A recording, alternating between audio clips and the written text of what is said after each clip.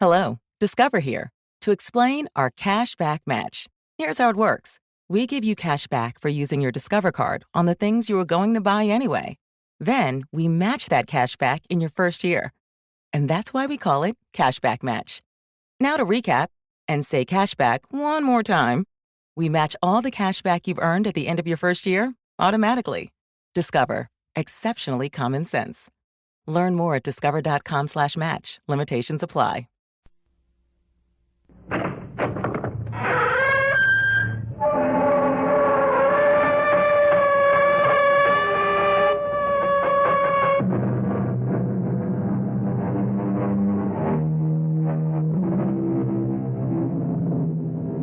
Come in. Welcome. I'm E.G. Marshall.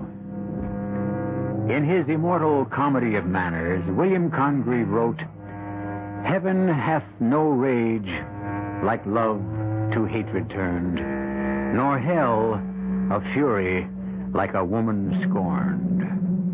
That was over 200 years ago. Have matters changed in the intervening centuries? Judge for yourself in this story, which happens today.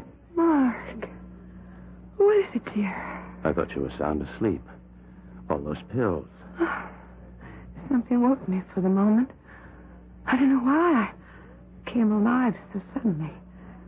Some alarm bell in me. Which will never ring.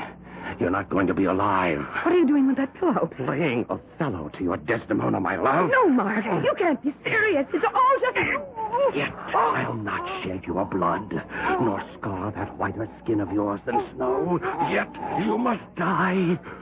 Put out the light, and then put out the light. If I can quench thee. No more moving. Still as the grave. My wife. My wife.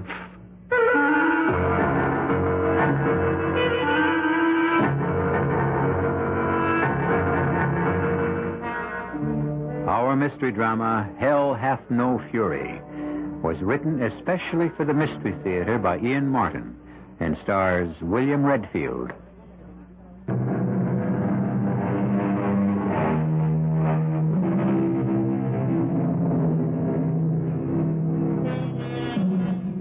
Mark Stanton and Emily Lawrence.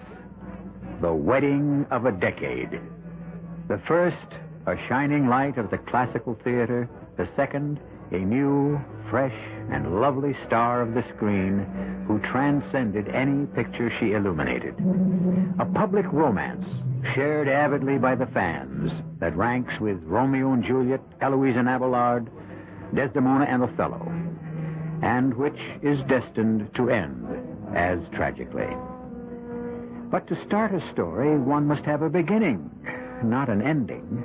So let's go back a few days before Emily Lawrence's sudden and tragic death. Back to a meeting between Emily's half-sister, Elspeth Whitmore, and Mark Stanton. But who the devil? All right, doll, you better get your clothes on and be ready to scoot. I'll give you the high sign. Hand me my gown, will you? Whoever it is, they aren't going to quit. Thanks, baby.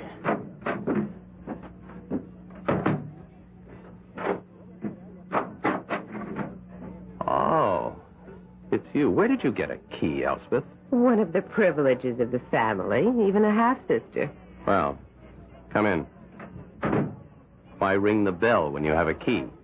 I wanted to give you time to, put your robe on. Well, I was just trying to snatch 40 winks. Oh, do I know her? Didn't she used to go under the name of Tiger Tilly, the jungle cat? Funny, very funny. Not to me, or would it be to my sister? Now get rid of her, Mark. I want to talk to you. I will be in the living room on the phone, my back to the door, pretending your matinee curtain isn't coming down early. But don't think I won't sneak a look at what's your style this month, brother-in-law. B. Elspeth. Anything stirring? Oh, how much? No, that's too low. They've got to come up with 700. Well, let them stew on it. I'll be back in the office soon. Huh? Oh, wait a sec. No. No, I was just looking at a would-be rising star. Listen, if there's anything urgent, I'm at my sister's apartment. It's listed under Mark Stanton on the Rolodex, but it's still my sister's apartment. Bye. Well, Elspeth, to what do I owe this rather surprising early afternoon visit? I thought agents were always busy during lunch hours. Sorry to disappoint you. We take a breather now and then. Don't you ever? What does that mean? Well, didn't I surprise you hard at work? Now, look, Eleanor brought me a new treatment she wanted me to see. I'll bet she did. A screen treatment, a script. Okay, Casanova. It's enough banter. Are we alone in this joint now? Oh, don't tell me you want to open old books between us. No, this is a new one. We closed the other when you married my sister. Half-sister. Do you have to rub it in? I'm plain, flat-chested, and no hard hat ever whistled at my legs, but I still have brains. Who needs them when you have Emily's 36, 24, 36, and even the members of the Union League Club look up from the Wall Street Journal when she moves by? Mark, sit down. I'm about to kick your feet from under you. What are you talking about? It's a pity you met me before Emily, isn't it, Mark? And needed me. I beg your pardon. So without an agent and one who cared, you were nothing but a stud. If I hadn't nursed and supported you through speech lessons, singing lessons, small parts, and nothing out of town Now, damn you, I may not have had much education, but I always had talent. Oh, I'll grant you that. But you're lazy. And once you met Emily and knew she had all the looks and all the money, it was time to drop me. But don't forget Emily's money comes from being a film star. And I made her that. Let's forget past history. Mark, since I came back from Europe, I've been going over Emily's financial position. But what right have you to I look... happen to be her manager as well as her agent. And I don't like what I see. Emily has never made more in her life. You have never spent more. We have a front to keep up as two reigning stars. Hogwash. You're a successful ham who draws suburban ladies with delusions of culture and dreams of vicarious God knows what to the theater. You make peanuts compared to Emily and spend the kind of money she makes. A temporary loan or two. I have some pictures in the works. Oh, come on, Mark. You couldn't draw flies to a movie theater, even in an exploitation film. Huh. So, I have talked it over with Emily, and as Harry Truman used to say, the buck stops here. What does that mean? I'm putting Emily on an allowance, enough to take care of her needs. You can handle the apartment and the rest. But no more play money, little boy. And that's only the beginning. The next thing I'm going after is her will. The one that leaves everything to you. If anything should ever happen to my sister, I can think of better causes for her estate to serve than Mark Stanton, the heel of ham.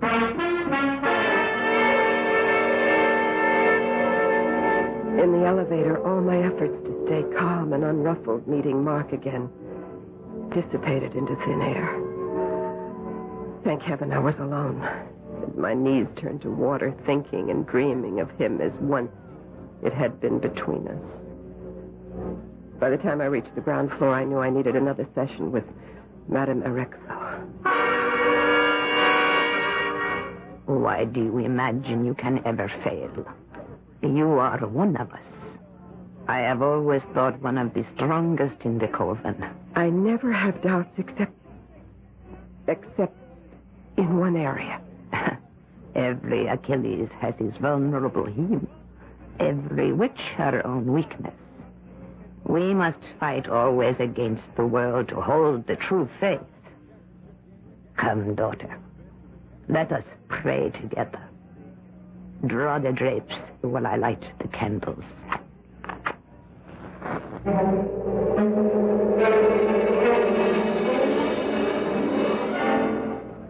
Now, step within the magic circle with me. Yes. Oh, great Erexo, mother of us all, who crouch in the black shadow of your wings. I conjure thee, form of the instrument, by Lucifer, a prince of darkness, by all the stars which rule by the four elements, that we may obtain by thee the perfect issue of all our desires, which also we seek to perform without evil, without deception. We are answered. I know what I'm doing is right. Will it turn out that way? Will you read the tarot cards for me? I am your sister in Satan. I am at your command. Sit down while I shuffle the cards. You know what that means without asking. The King of Coins. A sign of ill omen. Was the question asked for yourself? No. I will ask one for myself now. Then cut. The Ace of Cups. That is a promise of beauty and fertility. For me? Why not? You are young. Scarcely beautiful. One more question. One only. I'm asking it in my mind. Cut. The card of death. The Nine of Swords. No. Not my sister. Not my sister.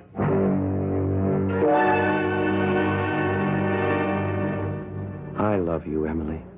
I love you, Mark. Oh, now I feel relaxed and hungry. Good.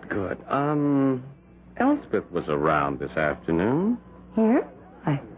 Oh, being the big business manager, saying we were spending too much money. She's smarter than we are about things like that. Yes, but is she really putting you on a strict allowance? Well, I guess I'll have to go along with her. She says I'm starting to spend more than I make. Now, how is that possible? Maybe you need a new business manager. Oh, nobody would be better than Elspeth. Besides, she's got to make a living, too. And who would I get? Well, how about me? Oh, darling, you have no idea of the value of money. No, when I'm old and penniless, and if in his infinite mercy the man upstairs saves you from looking at me anymore and snatches you upstairs for himself, Elspeth tells me she'll be my guardian. Well, she does want me to make a new will. And it wouldn't be a bad idea. We're both so stupid about how to handle what we've got. And if anything ever should happen to me... Oh, darling, please, I was only kidding. Let's get off this. No, as long as we got on it, I think Elspeth has the right idea. She'd see you didn't throw it all away, so I agreed. I'm going to remake my will on Monday. Well... Now, I've got to wash up, and you go tell the cook to get that dinner on the table. I am famished. Well, that tears it. Elspeth, Emily, one of you has got to go. Now, let's see. Which shall it be? Which can I get away with? Charming fellow, Mark Stanton. Matinee idol for a limited audience of aging women. His main role, Romeo. Although he has been seen with varying success critically as Orlando, Bassanio, Lysander, all Shakespearean lovers. Interesting casting when you think of it. Or as we learn about him. He might have made a better Claudius, of whom his nephew Hamlet said, that one may smile and smile again and be a villain. I'll be back shortly with Act Two.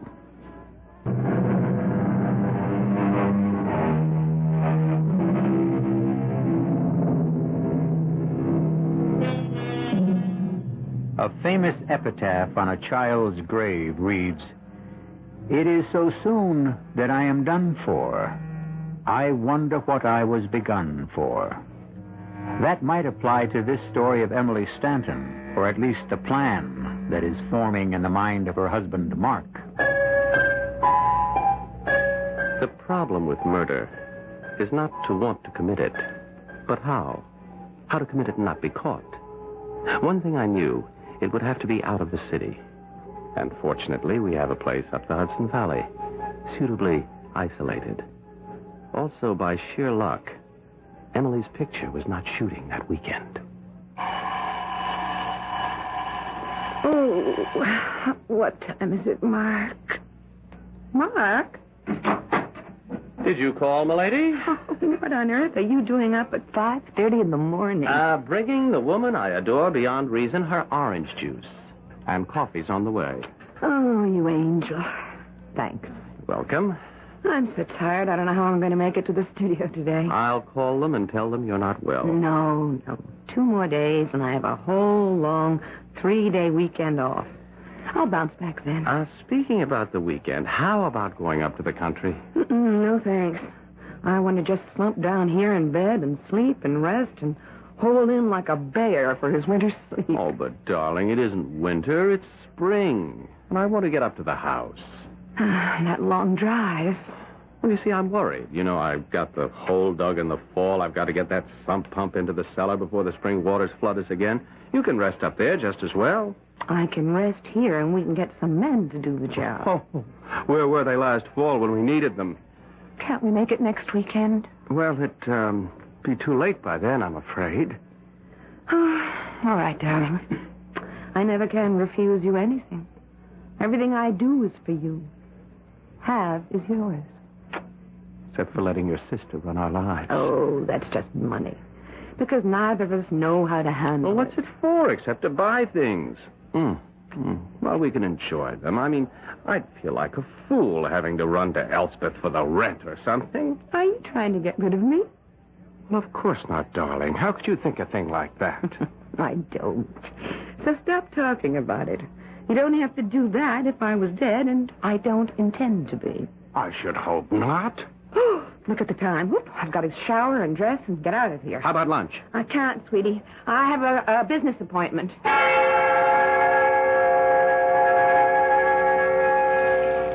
In the shower, a moment or two later, I wondered why I hadn't told Mark my lunch was with Elspeth. Then I decided it was better that I hadn't. And I wished I hadn't agreed to dragging up to the country house. But he's really so beautiful and so sexy and so persuasive, it's awfully hard to refuse Mark anything. If I'd only known I'd picked the wrong thing to ever refuse him, I'd never have let Elspeth talk me into what she called Having more backbone, Emily. You can't give in to everything Mark wants or asks. He's a selfish child. That isn't true, Elspeth. Look, honey, take it from me. I found out the hard way. I'm sorry.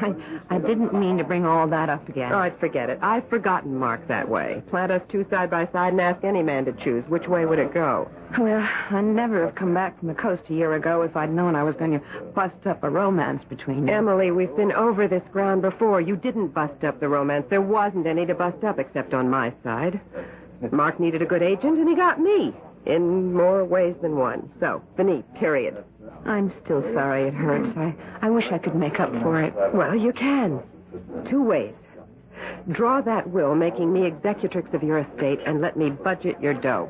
It seems unfair to Mark. Listen, Emily, I don't want you to get your back up, but I get the word he has gambling debts, and if he thinks he has backing, he could go sky high. Now, just let me put the brakes on, okay? I suppose it's too much to hope that your love for that muscle-bound Greek statue you married isn't letting up any. Mark? What would make you think a thing like that? Oh, I don't know, just an irrational hope, I guess. You still love him, don't you? That isn't the point. I love you, and I'm very concerned about you. What do you mean? I don't know. You'd only laugh at me if I told you. It's really funny, isn't it? I mean, the genes. We both come from the same mother, but our fathers were so different. You, blonde, blue-eyed, open, uncomplicated, trusting. And me, dark, brooding, sharp-tongued. Much of this world, and yet not. What does that mean? I could never explain that to you in a millennium. But I am a psychic. You mean like those funny cards you used to read and foretelling what's going to happen and things like that? Yes, things like that. Emily, listen to me. This is a dangerous time for you. Be careful. Just be very careful. But I don't know what you mean. I can only see so far. I can only warn you. Just be very careful. Now, you are scaring me. I mean to. Well, it is known to you. It's just that I have the weekend off, and Mark and I are going to the country. Ellie, I really don't want to. I'm scared of the drive. You mean because of Mom and your father? Yes. Emily, how many times have I told you it wasn't your fault? It was in the cards. I was driving when they were killed. And a drunken madman by fatal chance jumped the road divider and forced you off the road. What else could you have done? It was not your fault. I know, but I still have nightmares about it. You're not going to drive, are you? I'll never drive a car again. It's just, I'm afraid even to get into one. Now, excuse me for changing the subject, but you have to get back to the set soon. I want you to take a quick run up to my office. Why? Harry is there now. I had him draw up a new will for you, and I think we ought to get it signed right away. Well, I don't know. Mark is sort of hurt. But Emily, if anything ever happens to you, I will take care of him the way he should be. You know you can trust me for that.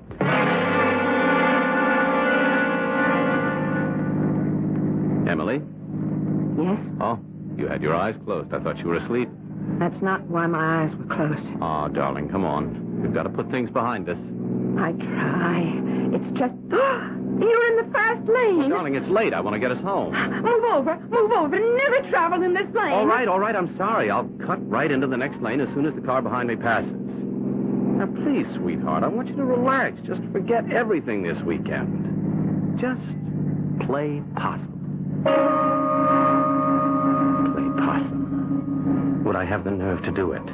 And beyond that, could I really find the how? As the hum of the car soothed both of us, and Emily appeared really to drop off to sleep, other things came to my mind. That damn cellar. Flooding every spring when the surface water unfroze and coming down the hill defeated every trick we tried to keep it out. The sump pump was the only answer. And suddenly, at that moment, although it turned my stomach, there was the answer to my bigger problem.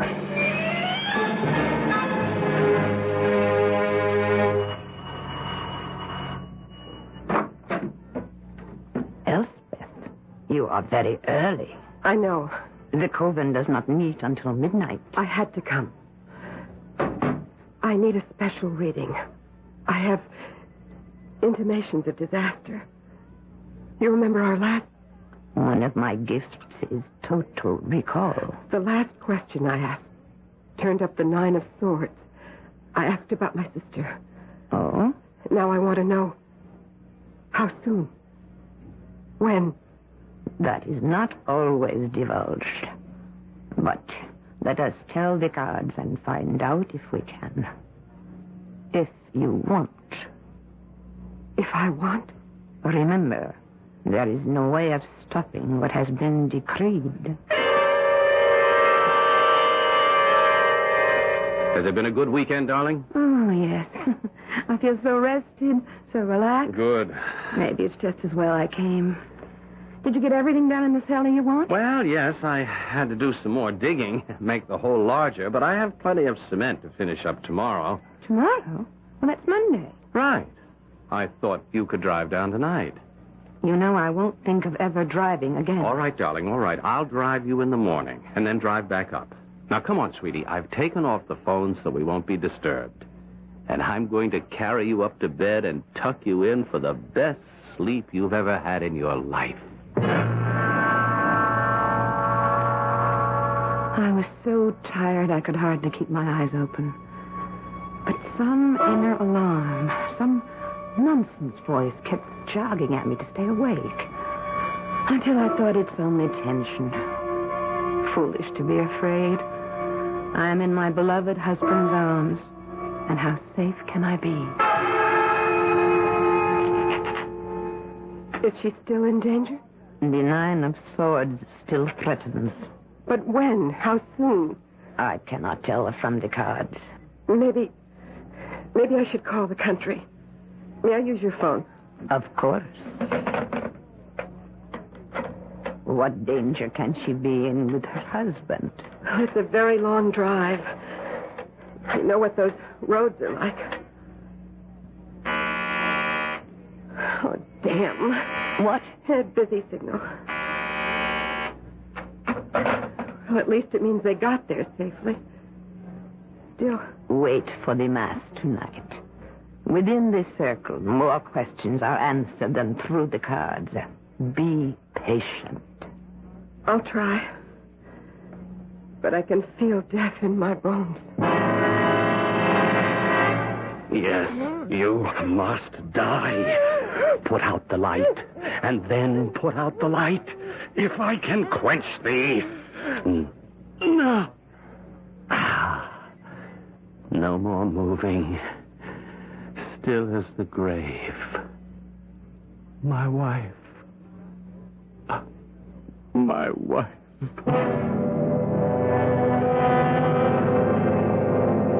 I must have been mad, Emily, to have killed you. Because I do love you. Only that I love myself more. For money. For the need of it. What have I done? How do I cover it? Of course. The car. An accident. No. An accident with a car into the river at the Devil's Elbow. But the body must never be recovered. Then, who could prove anything? The grave is already made. Can I get away with it? Of course I can. I can get away with anything. No! What is it, Elspeth? You interrupt the mass. Eric thought a death has occurred. A death you prophesied. I must leave. Give me permission to leave the magic circle. If the death is accomplished, what can you do? But go, if you must. Well, try it again, operator. Or get me someone who can make the connection if it's out of order. This is a matter of life and death.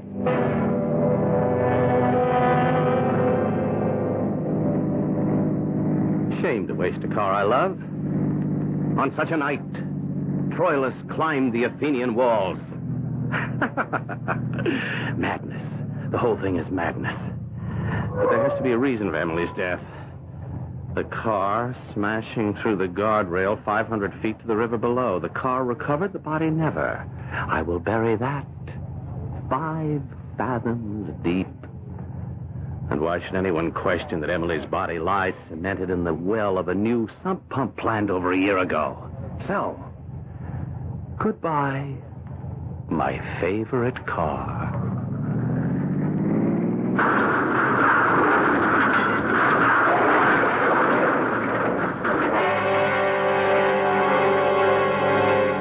The die is cast. The adversaries established. A murderer and a witch. By whom is justice best served? Which will prevail? If a woman has loved not wisely but too well, who can best revenge her? The majesty and justice of the law, or a kangaroo court beyond and outside the law? I'll return shortly with Act 3.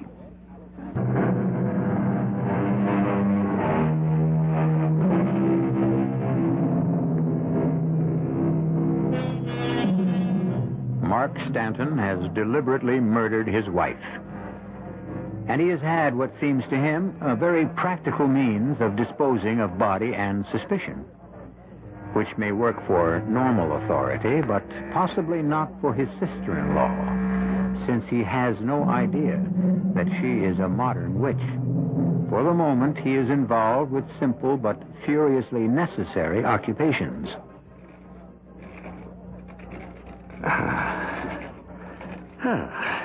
That looks pretty good. Pump in its well, cellar floor replaced. Who'd ever find Emily or think to look for her here? What the devil? 3 a.m. in the morning. Who? Oh, damn. Lights are on upstairs. I better answer. Gotta change first.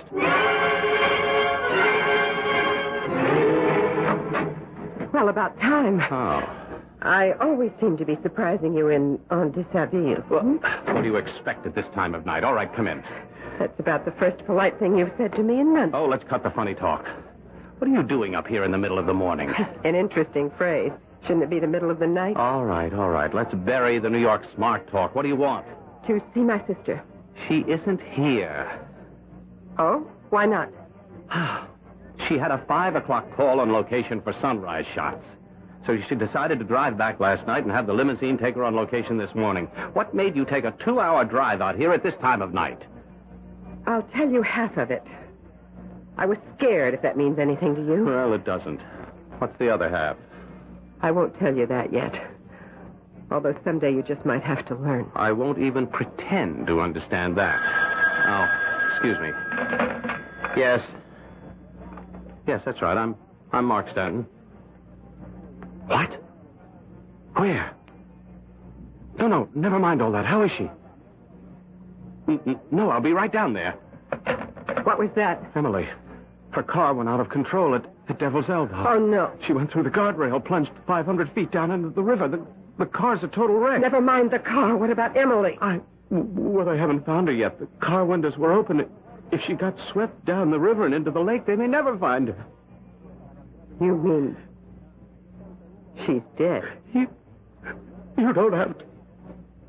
Oh, what else? A plunge like that, the car totaled. What else is there to think? Nothing.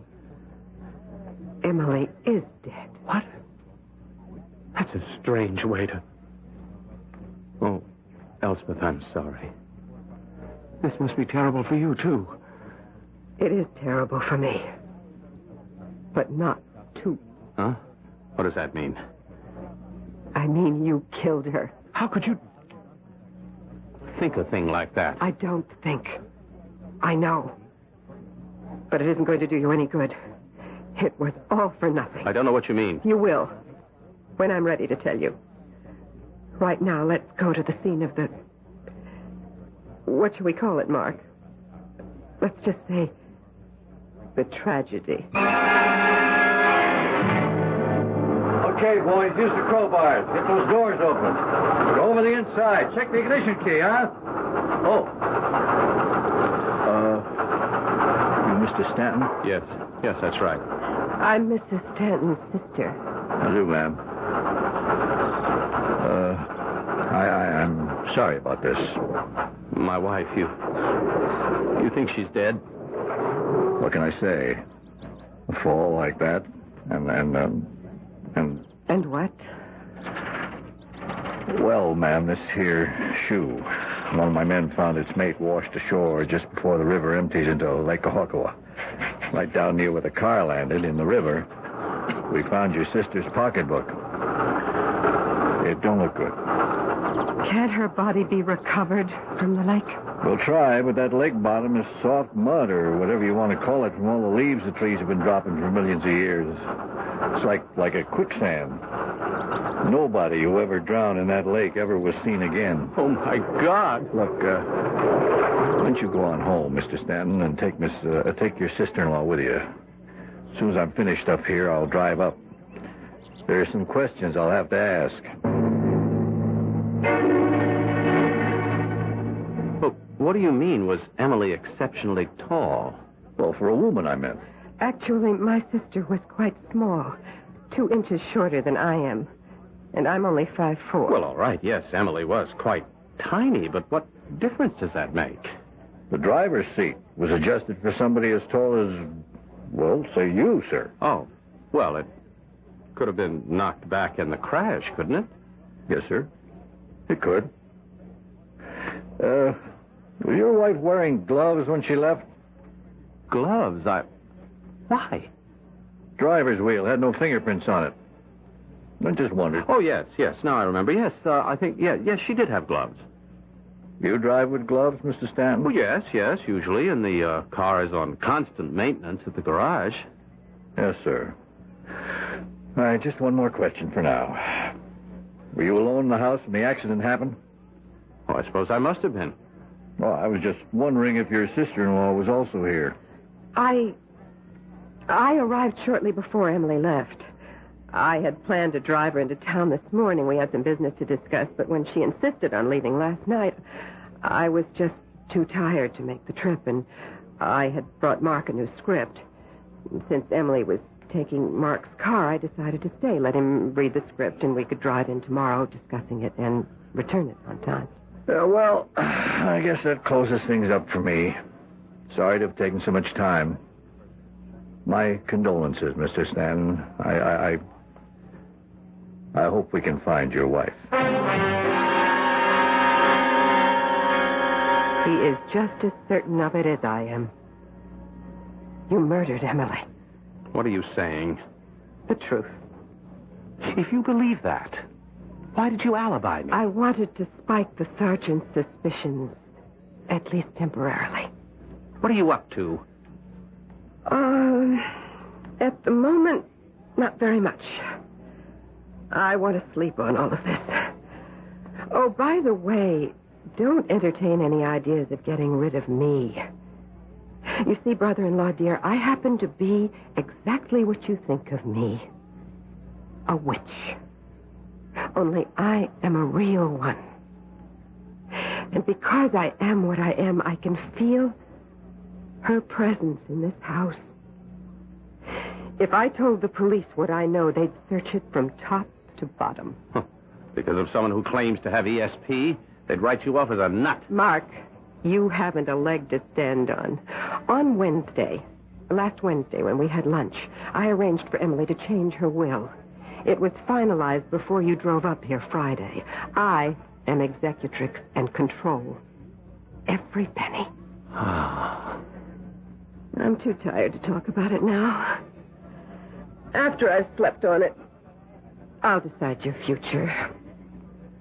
I suggest you get some rest to prepare for it. I wouldn't have bet a plugged nickel I could get any sleep out of what was left of the night.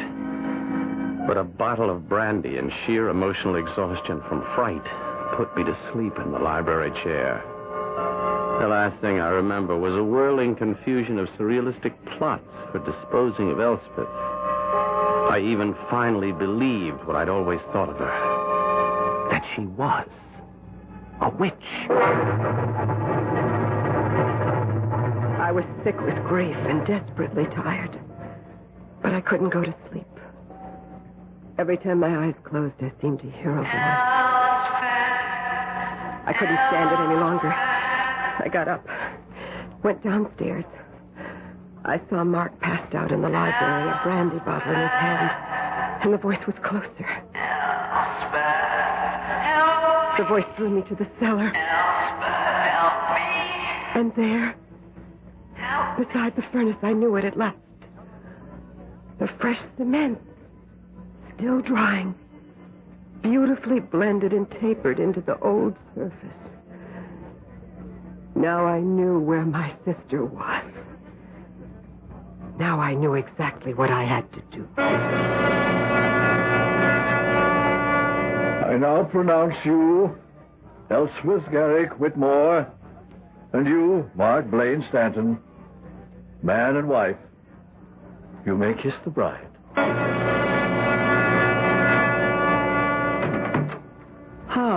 Home sweet home. So, you got me at last, Elspeth. That's right, Mark. My dear husband. And no way out for you. One word from me and Sergeant Harkness would dig up that cellar and you'd spend the best part of your life in jail for murder. I'm grateful to you, of course. But some things I still don't understand. Oh, you will. Huppy, darling. Just give your bride a few minutes to slip into something fetching, and we'll start to begin our married life. I promise you'll find me all I told you I really am. Bewitching. I damned her under my breath for what she claimed to be. I found a longing ache for Emily and what she'd been to me. I seethed at being emasculated, at having to act like a pet poodle, at the hopelessness of my situation. I dreamed of the 1,000th plot to get rid of Elspeth. Oh, an idle dream. I'd gotten away with it once, never again. And then She called me into the bedroom. Come, lover boy. Oh, good Lord. No. You didn't really believe I was a witch, did you? You're not Elspeth. You're Emily. I've borrowed her aspect. Does it please you? Yes, I love you. I want you. Oh, Emily, my beloved. Elspeth, Mark, not Emily. Only her aspect, which you will live with every moment we're at home. Oh. But you will not touch me, either as myself or my sister you killed. I don't understand. I want to be sure you can't get away with it. A good lawyer, your own natural charm, a long, bitter trial, the possibility of escape. And even if they found you guilty, there is no death penalty, so my way's better. No money, no freedom, and the remembrance every day of the crime you committed, the girl you murdered to haunt you fresh and lovely while you grow old and forgotten.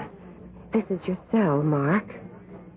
Plush-lined, perhaps, but more confining than anything state or government could devise.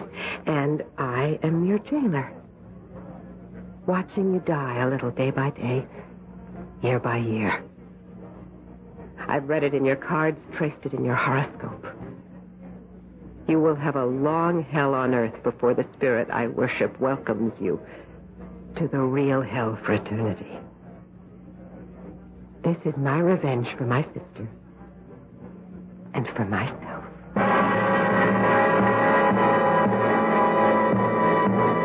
As it was in the beginning, so it is now and ever shall be. Heaven hath no rage like love to hatred turned, nor hell no fury like a woman scorned. For this story there is no ending. A man bought only what he deserved. I'll be back shortly.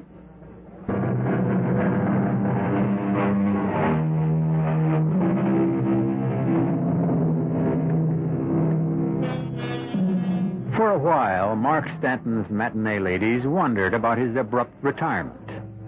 But the Gorgon who guarded him fiercely finally discouraged their attentions.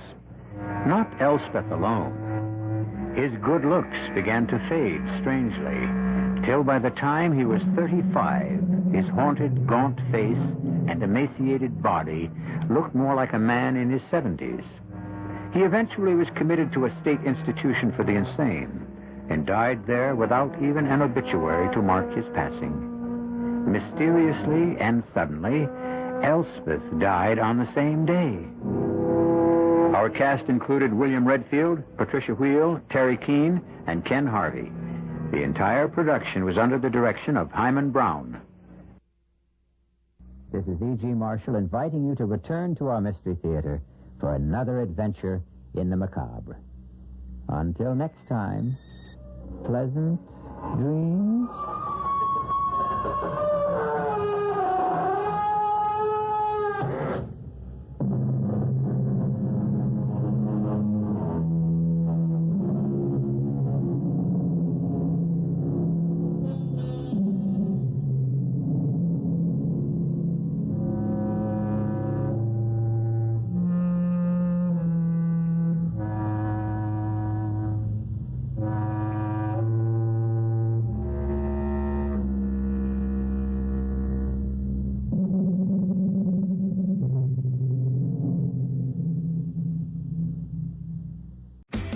Shop Mattress Firm's year-end sale and put an end to junk sleep. Save up to $500 when you get a king bed for the price of a queen or a queen for a twin.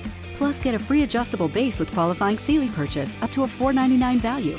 Or shop top-selling brands and get up to 50% off select mattresses, like Sealy twin mattresses starting at $224.99 or Serta twin mattresses at $349.99. And shop with confidence thanks to our low price guarantee. Only at Mattress Firm. Restrictions apply. See store for details.